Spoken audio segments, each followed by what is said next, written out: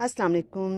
कैसे हैं आप सब फ्रेंड्स? आज हम पाम की एक बहुत ही खूबसूरत वैरायटी के बारे में बात करेंगे जिसे टेबल पाम कहा जाता है और अक्सर इसे चाइना पाम भी कहते हैं। वैसे तो पाम की बेशुमार वैरायटीज़ हैं, लेकिन अगर बात हम टेबल पाम की करें तो इसके लीव्स को लेकर ख़ुद टेबल पाम में भी बहुत सी वैरायटीज़ पाई जाती हैं। और ये स्पेसिफिकेशन इसमें इसकी लीव्स की वजह से होती है। कुछ की लीव्स जो हैं वो हाफ कट में आती हैं और कुछ लीव्स जो हैं वो फुली कवर होती हैं, लेकिन ये सब टेबल पाम ही होते हैं। बाकी पाम्स की तरह टेबल पाम की केयर भी सिमिलर ही है, लेकिन पाम की कुछ वैराइटीज़ जो हैं वो हार्डी होती हैं और कुछ थोड़ी सी डेलिकेट मानी जाती हैं उनकी केयर को लेकर। अगर हम इस वैरायटी की बात करें तो हम इसको इंडोर भी कह सकते हैं और आउटडोर भी। अगर हम इसे पॉट में ग्रो करते हैं, प्लांटर में ग्रो करते हैं, तो हम मोस्टली हम इसको इंडोर ही रखते हैं। लेकिन अगर इसे हमने ज़मीन में ग्रो किया हो तो ये फुल डे की सनलाइट में भी खुद को सेफली ग्रो कर लेता है, क्योंकि जो प्लांट्स हमारे डायरेक्ट ज़मीन में लगे होते हैं वो ज़्यादा एनर्जेटिक होते हैं और ज़्यादा पावरफुल भी होते हैं, तो उनकी केयर में हमें इतना मसला देखने को नहीं मिलता। लेकिन जो पॉटेड प्लांट होते हैं जिन्हें पॉट में ग्रो किया जाता है, उनकी केयर के लिए हमें थोड़ी सी केयर एंड टिप्स यूज़ करनी पड़ती हैं। वैसे तो पाम लो फीडर प्लांट्स होते हैं और इनको फर्टिलाइज़र की स्पेशली कोई ख़ास ज़रूरत नहीं होती, लेकिन हम इसमें साल में 2 बार फर्टिलाइज़र का इस्तेमाल ज़रूर करेंगे। इसके लिए हम काऊ डंग या कंपोस्ट का यूज़ कर सकते हैं, एनपीके का इस्तेमाल कर सकते हैं, डीएपी का इस्तेमाल कर सकते हैं, ताकि इसकी लीव्स की जो शाइन है वो ऐसे ही बरकरार रहे। और मंथली हम इसमें कोई सा भी लिक्विड फर्टिलाइज़र यूज़ कर सकते हैं, काऊ डंग मैन्योर भी यूज़ कर सकते हैं और एनपीके का सॉल्यूशन भी यूज़ कर सकते हैं। मिट्टी हम इसकी वही अपना सॉइल मिक्सचर जो हम रेडी करते हैं नॉर्मली प्लांट्स के लिए वही यूज़ करेंगे। मतलब एक हिस्सा सॉइल, एक हिस्सा सैंड और एक हिस्सा वर्मी कंपोस्ट या काऊ डंग, जो भी आपको इजीली अवेलेबल हो सके। बाकी पाम्स की तरह टेबल पाम को भी मॉइस्ट रहना बहुत पसंद है, लेकिन ओवर वाटरिंग बिल्कुल भी पसंद नहीं। इसकी वजह से इसमें रूट रॉट हो सकता है और प्लांट गल कर मर भी सकता है।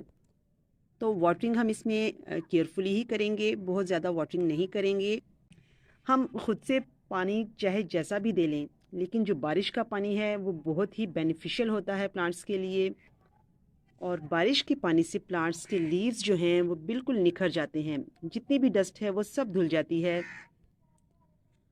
अगर हम पेस्ट की बात करें तो इस प्लांट में पेस्ट का अटैक इतना ज़्यादा तो नहीं होता, लेकिन अक्सर देखा गया है कि फंगल अटैक्स हो जाते हैं, जिसकी वजह से इसके लीव्स पर कुछ डार्क स्पॉट्स बनना शुरू हो जाते हैं।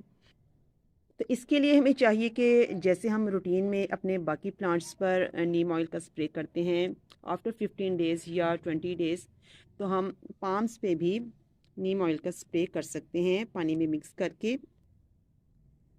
नॉर्मली पाम के सभी प्लांट स्लो ग्रो होते हैं, बहुत स्लोली ग्रोथ होती है उनकी। इसका एक लीव निकलने से लेकर मैच्योर होने तक काफ़ी टाइम ले लेता है, स्पेशली इस सर्दी के मौसम में तो ग्रोथ जो है बहुत स्लो हो जाती है। फ्रेंड्स, ये तो आप जानते ही हैं कि अपने प्लांट्स की अच्छी हेल्थ के लिए और अच्छी ग्रोथ के लिए हम टाइम टू टाइम उनकी प्रूनिंग करते रहते हैं, लेकिन टेबल पाम को कैसे प्रून किया जाता है चलिए वो भी देख लेते हैं। जैसे जैसे टेबल पाम की ओल्ड लीव जो हैं वो पुरानी होना शुरू हो जाती हैं, तो हम उनको साइड से कट कर देते हैं, बिल्कुल स्टेम के नज़दीक से। जैसे कि आप देख रहे हैं, इसको हमने यहाँ से कट किया है।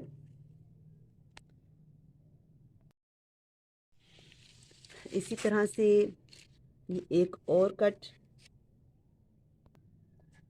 ये देखें एक कट हमने इसमें ये लगाया हुआ है।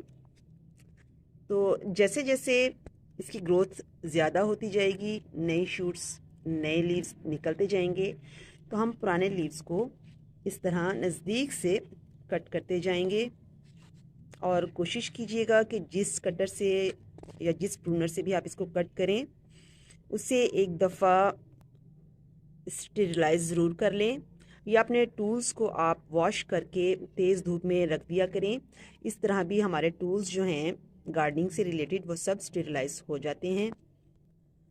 ऐसा करने से हमारे प्लांट्स में किसी भी किस्म का फंगल अटैक होने से बचत हो सकती है। इसके अलावा जो एक और प्रॉब्लम हो सकती है हमारे प्लांट्स में, वो है इसके लीव्स की टिप्स का ब्राउन होना। ये जैसा कि आप देख रहे हैं, हालांकि ये पुराना लीव है और पुराने लीव्स जो हैं वो आहिस्ता आहिस्ता अपनी शाइनिंग ख़त्म कर देते हैं और थोड़ा येलो होकर गिरना शुरू हो जाते हैं, या ख़ुद से हमें उन्हें कट करना पड़ता है। लेकिन फिर भी अगर हमारे फ्रेश लीव्स में भी इस तरह की प्रॉब्लम हो, तो हमें केयरफुली ये देखना होगा कि इसकी वजह कहीं ओवर वाटरिंग तो नहीं। सर्दी के मौसम में अक्सर ओवर वाटरिंग से ऐसा हो सकता है, और बरसात के दिनों में भी हो सकता है, और गर्मी के दिनों में ऐसा अक्सर पानी की कमी से भी हो सकता है। अगर आपका प्लांट बहुत ज़्यादा धूप में रखा हुआ है, तब भी पाम्स के जो लीव हैं वो टिप्स की जगह से ब्राउन होना शुरू हो जाते हैं, बल्कि सेंटर से भी उनमें स्पॉट्स येलो कलर के बनना शुरू हो जाते हैं। तो अगर आपका प्लांट पॉट में लगा हुआ है तो उसकी लोकेशन का ख़ास ख्याल रखा करें। और एरिका पाम की तरह टेबल पाम भी थोड़ा सा डेलिकेट ही है, तो इसकी वाटरिंग का भी ख़ास ख्याल रखें ताकि इसकी जो टिप्स हैं वो ख़राब ना हो, क्योंकि हम इस तरह के प्लांट्स को खूबसूरती के लिए ही ग्रो करते हैं, और अगर इनके लीव्स में खूबसूरती ही बाकी ना रहेगी तो फिर इन्हें रखने से हमें कोई भी खुशी भी हासिल नहीं होगी। तो अगर आप प्लांट्स को अपने घर पर लेकर आते हैं तो उनकी केयर भी अच्छे से करना हमें सीखना होगी। हमारे घर में अगर पानी जो है उसमें फ्लोराइड की मिकदार ज़्यादा है, तो फ्लोराइड भी अक्सर इन प्लांट्स के लिए हार्मफुल होता है। तो ऐसी जगह पे अगर आप कोशिश करके इन्हें फ़िल्टर का वाटर दें तो वो बहुत ही बेस्ट होगा इनके लिए, क्योंकि प्लांट्स की लाइफ जो है वो पानी, हवा, रोशनी पर और मिट्टी पर ही डिपेंड करती है। तो हमें इनकी इन सभी चीज़ों का बहुत ख्याल रखना चाहिए। तो फ्रेंड्स, आज की वीडियो के लिए इतना ही। तो मिलते हैं नेक्स्ट वीडियो में नए प्लान के साथ, नई इन्फॉर्मेशन के साथ। अल्लाह हाफिज़।